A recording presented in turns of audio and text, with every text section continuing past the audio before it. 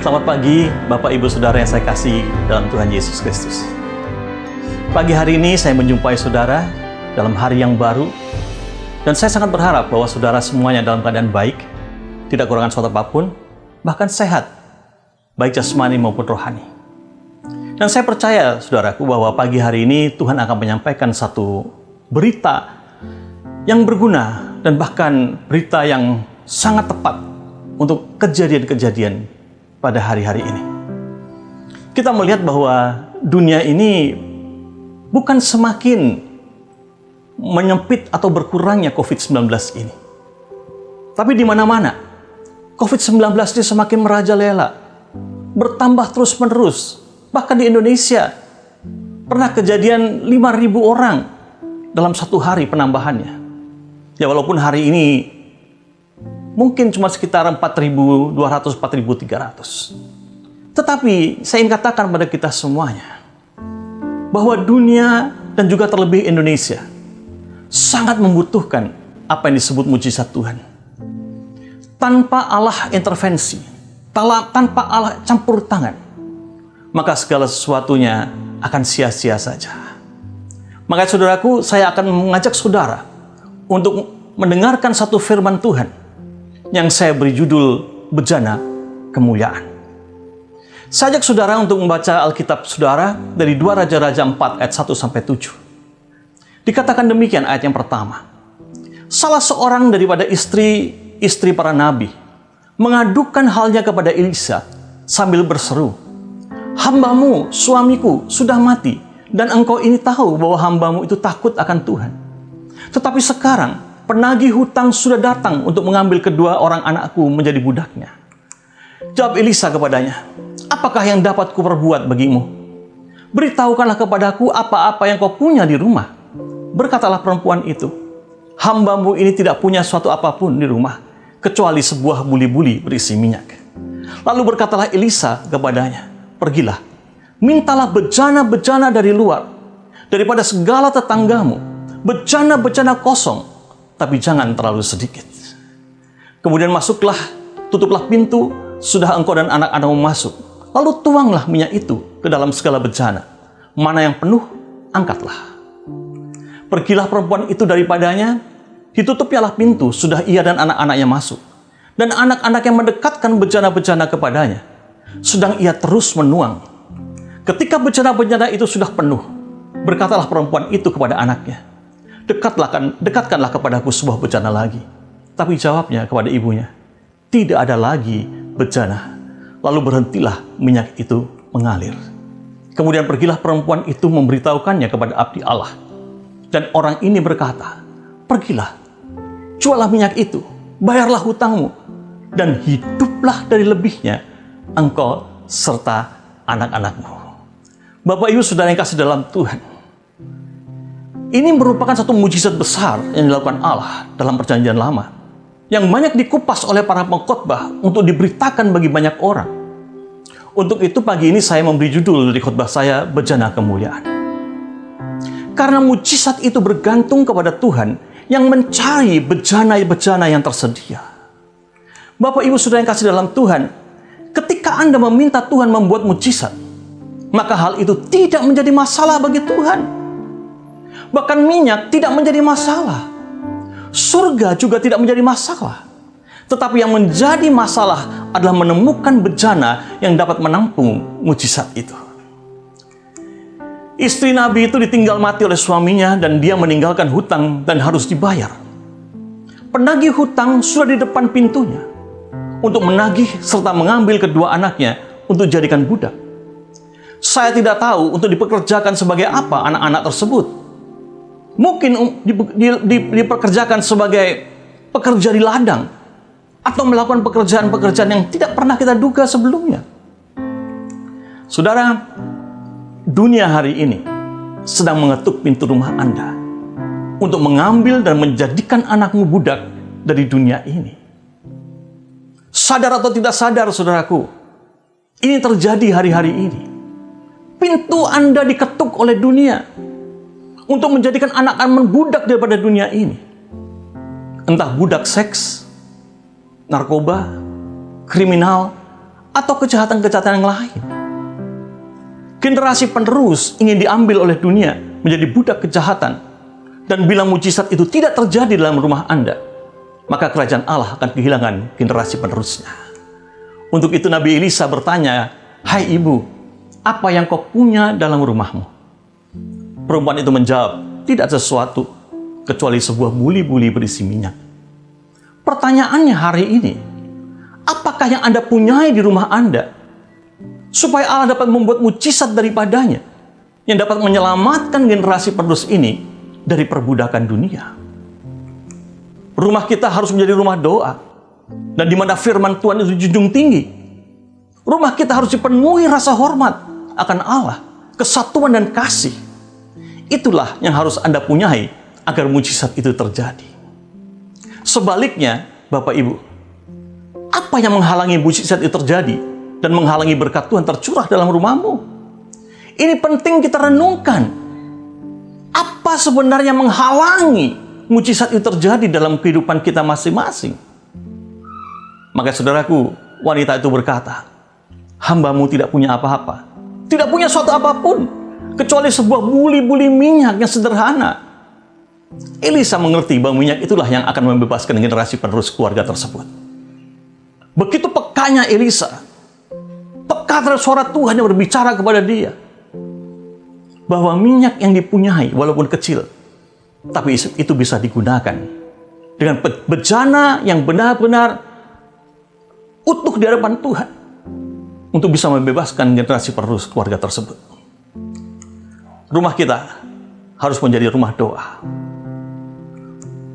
Sekali lagi saya ingin katakan, ketika Anda meminta Tuhan membuat mujizat, hal itu tidak masalah bagi Tuhan. Minyaknya pun tidak menjadi masalah. Bahkan surga tidak menjadi masalah. Tetapi yang menjadi masalah adalah menemukan bejana yang dapat menampung mujizat itu.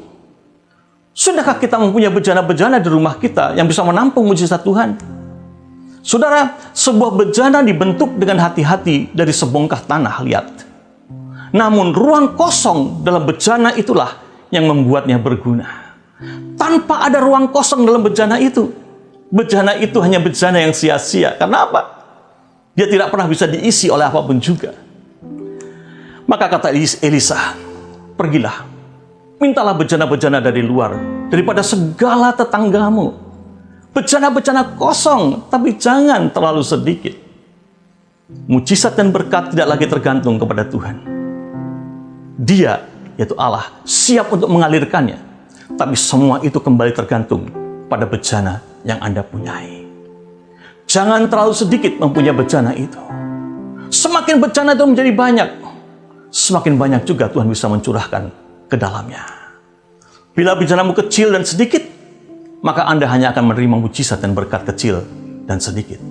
Tapi bila Anda punya bejana yang banyak dan besar, maka mujizat dan berkat itu akan banyak dan besar juga dalam kehidupan Anda. Karena kita berkata pada Tuhan, "Tuhan berkatilah aku berlimpah."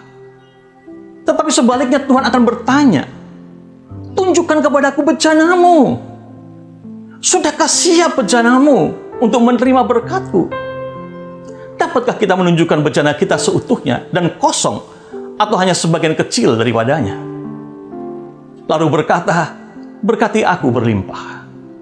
No way, Bapak Ibu Saudara. Masalahnya kembali bukan pada kemampuan Tuhan, minyak atau mujizat, tapi bejananya terlalu kecil yang diberikan kepadanya. Dalam Markus 4 ayat 24, firman Tuhan berkata demikian, "Ukuran yang kamu pakai untuk mengukur akan diukurkan kepadamu." Artinya, saudaraku, kalau ukurannya kecil, maka ukuran yang dapatkan kembali kepada kita juga akan kecil. Tapi kalau ukurannya besar, maka yang diukurkan kepada kita juga besar adanya. Maka saudaraku, biarlah bejana-bejana kita ada bejana-bejana yang besar yang sudah kau siapkan untuk bisa menerima segala berkat dan mujizat Tuhan itu. Wanita itu masuk dalam kamar dan mulai menuang minyak itu. Minyak mengalir terus sampai pada bejana terakhir. Dan ketika tidak ada bejana lagi, minyak itu berhenti mengalir. Bila Tuhan terus menemukan bejana yang kosong, maka minyak itu tidak akan pernah berhenti mengalir. Suatu bejana, kalau dia tidak kosong, tidak mungkin dia dapat diisikan kembali. Begitu juga dengan hati kita. Kalau hati kita masih selalu penuh dan penuh dan penuh dan tidak pernah dikosongkan, maka jangan harapkan ada aliran-aliran berkat dan mujizat Tuhan dalam kehidupan kita. Kita harus sadar bahwa bejana itu sama pentingnya dengan apa yang dituang ke dalamnya. Katakan begini, saudaraku. Seandainya Anda pergi ke supermarket untuk belanja, ketika semua telah selesai dan Anda meletakkannya di kasa untuk dihitung, Anda harus memasukkan produk dalam tas yang Anda bawa atau mau beli tas di kasa. Ingat, tas itu sama pentingnya dengan produk yang Anda beli. Saya ingin bertanya pada saudara yang mendengarkan hari ini. Pertanyaannya adalah gini, Anda mau kopi atau secangkir kopi? Kalau jawaban saudara kopi, maka saya akan mengambil kopi dan menyiramkan kepada Anda karena Anda tidak perlu tempat. Tapi kalau Anda berkata secangkir kopi, maka saya akan tuangkan kopi itu dalam satu cangkir dan mulai disuguhkan kepada saudara. Ingat saudaraku, kemasan sama pentingnya dengan produk yang akan kita beli. Isi tidak tergantung dari nilai kemasannya. Untuk itu Rasul Paulus menuliskan dalam 2 Korintus 4 ayat 7. Tetapi harta ini kami punyai dalam bejana tanah liat, supaya nyata bahwa kekuatan yang melimpah-limpah itu berasal dari Allah, bukan dari diri kami. Adalah produk yang memberi nilai pada kemasannya. Bukan kemasannya yang memberi nilai kepada isinya atau produknya, tapi sebaliknya. Sekarang saudaraku, bagaimana kita bisa menjadi bejana kemuliaan? Yang pertama, bejana itu harus baru. Di dalam percakapan Yesus dengan orang-orang Farisi dan orang-orang ahli Taurat, dalam Injil Markus 5 ayat 37, dikatakan demikian. Di dalam Lukas 5 ayat 37, dikatakan demikian. Demikian juga tidak seorang pun mengisikan anggur yang baru dalam kantong kulit yang tua. Karena jika demikian, anggur yang baru itu akan mengoyakkan kantong itu, dan anggur itu akan terbuang, dan kantong itu pun hancur. Tapi anggur yang baru harus disimpan dalam kantong yang baru pula. Seringkali tradisi keagamaan menjadi penghalang bagi karya Allah dalam kehidupan gereja maupun pribadi saudara. Kenyamanan menjadi penghalang terbesar untuk menikmati berkat Tuhan yang baru setiap hari, yang tidak dapat dimengerti tanpa perubahan cara berpikir yang baru. Bila tidak, maka berkat dan hikmat Tuhan itu akan terbuang dengan percuma, karena bejana yang dipakai masih bejana yang lama. Untuk itulah saudaraku, dalam kitab Roma 12 ayat 2, dalam terjemahan bahasa Indonesia masa kini berkata demikian. Janganlah ikuti norma-norma dunia ini. Biarkan Allah membuat pribadimu menjadi baru, supaya kalian berubah. Dengan demikian kalian sanggup mengetahui kemauan Allah, yaitu apa yang baik dan yang menyenangkan hatinya dan yang sempurna. Saudara, perubahan pikiran akan merubah hatimu, mengosongkan segala sesuatu sehingga hatimu menjadi sesuatu yang baru di hadapan Tuhan, dan Tuhan bisa mencurahkan seluruh berkat dan mujizatnya. Yang kedua, saudaraku, bejana itu harus kosong. Dalam Filipi 2 ayat 7-8 berkata demikian, yang walaupun dalam rupa Allah tidak menganggap kesetaraan dengan Allah itu sebagai milik yang harus dipertahankan, melainkan telah mengosongkan dirinya sendiri dan mengambil rupa seorang hamba dan menjadi sama dengan manusia. Yesus tidak pernah akan bisa memulai pelayanan di atas dunia ini kalau dia tidak mengosongkan dirinya, menganggap kesetaraan dengan Allah itu sebagai milik yang harus dipertahankan. Dia kosongkan ini semuanya. Bahkan dikatakan mengambil rupa seorang hamba yang harus melayani dan menjadi sama seperti manusia. Kenapa, saudaraku? Allah dalam rupa Yesus perlu mengerti dan mengenal segala sesuatu yang dipunyai oleh manusia. Saya ulangi lagi, saudaraku. Sebuah bejana dibentuk dengan hati-hati dari sebongkah tanah liat. Namun, ruang kosong di dalam bejana itulah yang membuatnya berguna. Yang ketiga, saudaraku, bejana itu harus bersih. Yesus menegur orang-orang Farisi dalam Matius 23:26. Hai orang Farisi yang buta, bersihkanlah dahulu sebelah dalam cawan itu, maka sebelah luarnya juga akan bersih. Saya pernah melayani Romo ketika saya masih remaja, dan setiap kali konsekrasi, di mana anggur dituangkan bersama dengan air, maka setelah anggur dan air itu diminum, maka Romo mulai membersihkan cawan itu. Dan kain yang dipakai untuk membersihkan itu tergantung antara bagian luar, bagian dalam dan bagian luar. Dan dia mulai membersihkan bagian dalam, secara otomatis kelihatan bahwa cawan itu di bagian luarnya juga akan bersih. Bapak Ibu, kita perlu membersihkan dulu apa yang ada dalam diri kita masing-masing, sehingga akhirnya juga apa yang ada di luar kita bejana ini juga menjadi bersih.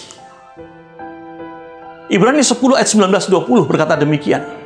Jadi saudara-saudara, oleh darah Yesus, kita sekarang penuh keberanian dapat masuk ke dalam tempat kudus, karena Ia telah membuka jalan yang baru dan yang hidup bagi kita melalui tabir, yaitu dirinya sendiri.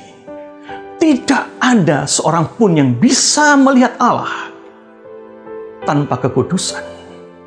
Kebersihan berbicara soal kekudusan kita. Baru kita bisa berjumpa dengan Allah, punya relasi dengan Allah. Dan Allah akan menjawab apa yang engkau mintakan kepada Dia. Saya mencoba memberikan ilustrasi demikian, Bapak Ibu. Ketika Anda hendak memberi susu pada seorang bayi, tidak mungkin Anda menaruh susu dalam botol yang kotor, bekas susu yang rusak. Anda harus membersihkan botol itu, baru Anda menuang susu yang hangat dan memberinya pada bayi Anda. Kata-kata yang tepat adalah demikian. Persoalannya bukan terletak pada air susunya, tapi botol tempat menampung susu itu haruslah bersih, supaya ketika bayi itu diberikan susu, dia menjadi bayi yang sehat dan tidak sakit. Sering kita berdoa minta berkat pada Tuhan. Bagi berkat itu tidak ada masalah, karena Allah adalah sumber dari segala berkat. Berkat yang melimpah. Yang menjadi masalah itu kembali, saudara, adalah saudara sebagai bejana untuk menampung berkat itu. Apakah bejana saudara benar bersih untuk menampung berkat itu? Kalau belum, saya ajak Anda untuk kembali mengakukan segala kekurangan dan dosa Anda di hadapan Tuhan, agar berkat Tuhan tidak terhalang. Iblis tahu, saudaraku, dia tidak mungkin dapat menghalangi urapan Roh Kudus atau berkat yang dicurahkan untuk itu. Untuk itu dia terus berupaya untuk merusak bejana yang akan menampung minyak dari Allah itu, atau berkat daripada Allah itu. Ketika Herodes mendengar bahwa akan muncul pemimpin yang akan mengembalakan umat Israel, iblis ingin menggagalkan rencana Allah itu dan memakai Herodes dan menyuruhnya membunuh semua anak di Bethlehem. Iblis mencoba menghancurkan bejana di mana Allah tinggal di dalamnya dalam rupa Yesus. Ingat, saudaraku, kalau dia ingin menghalangi rencana Allah, menghancurkan rencana Allah, maka yang akan dilakukan adalah menghancurkan bejana sebagai tempat menampung semua urapan Tuhan itu. Pertanyaan, saudaraku, bagaimanakah kita merawat bejana tubuh kita hari-hari ini? Sering kita kurang dapat menjaganya. Kita mensia-siakannya untuk hal-hal yang tidak bermanfaat. Dengan kurang beristirahat, terus-menerus tidur larut malam, minum minuman yang memabukkan, terikat dengan obat-obat terlarang, seks bebas, dan lain sebagainya. Karena kita lupa apa yang dikatakan Alkitab dalam 1 Korintus 3 ayat 16-17. Tidak tahukah kamu bahwa kamu adalah bait Allah, dan bahwa Roh Allah diam di dalam kamu? Jika ada orang yang membinasakan bait Allah, maka Allah akan membinasakan dia. Sebab bait Allah adalah kudus, dan bait Allah itu ialah kamu, saudara dan saya. Jangan rusakkan tubuhmu dengan segala yang seakan-akan membawa kenikmatan bagi Anda, tapi ujung-ujungnya menuju kepada kebinasaan. Saatnya kita semua mengevaluasi bejana kemuliaan Allah, yaitu tubuh kita, agar layak menjadi korban yang berkenan dan berkatnya dapat curahkan atas kita. Bapak, Ibu, Saudara, bila masih ada hal yang menghalangi hubungan Anda dengan Allah, mari kita ambil waktu sejenak untuk berdiam diri, untuk mengkoreksi diri kita, menyucikan dan menguduskan diri kita kembali, sehingga kita kembali berkenan di hadapan Allah, dan hubungan relasi kita dengan Allah menjadi lebih baik. Mari kita berhenti, tenang sejenak. Pikirkan tentang dirimu. Apa yang menghalangi berkat dan mujizat Allah itu dalam hidup saudara? Tuhan, kami semua yang mendengarkan firman-Mu pagi hari ini, kami tahu ya Tuhan bahwa firman-Mu ya dan amin. Kami tahu ya Tuhan, Engkau sedang menantikan bencana-bencana yang indah, menjadi bencana kemuliaan untuk Engkau curahkan segala berkat, anugerah, dan juga mujizat-Mu bagi kami semua ya Tuhan. Untuk itu Bapa, kami yang mempersembahkan tubuh kami ke dalam mezbah-Mu ya Tuhan, untuk menjadi bencana kemuliaan bagi Engkau. Terima kasih Tuhan Yesus. Dan kiranya juga ya Tuhan, Engkau memberkati setiap anak-anak-Mu yang mendengarkan firman Tuhan ini. Berkati mereka dalam nama Bapa, Anak, dan Roh Kudus. Dan biarlah segala berkat yang melimpah, juga urapan itu turun atas mereka. Di dalam nama Tuhan Yesus Kristus. Amin.